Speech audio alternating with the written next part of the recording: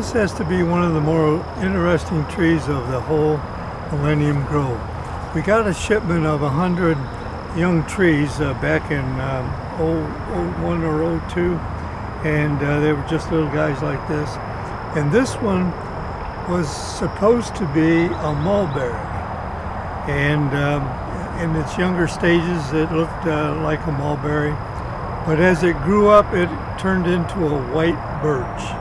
And so we got fooled. It was an error on their part. We didn't recognize it until several years later. And the white birch is a very spectacular tree. You can recognize them from a mile away. And even though it's not a historic tree, we decided that we would keep it and give it a number and a name. And then we will get a mulberry and we will call it number 7A. But the mulberry was supposed to be from the birthplace of John Paul Jones.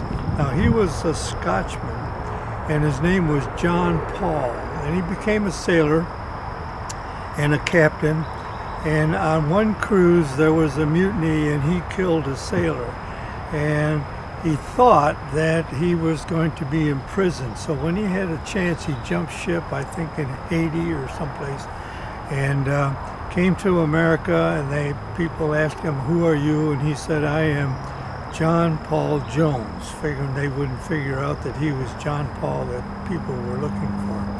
He was never an admiral for the United States. He fought in the war, but he became an admiral only after the war, and he went to Russia, and he fought for the Russians and became an admiral, Admiral John Paul Jones.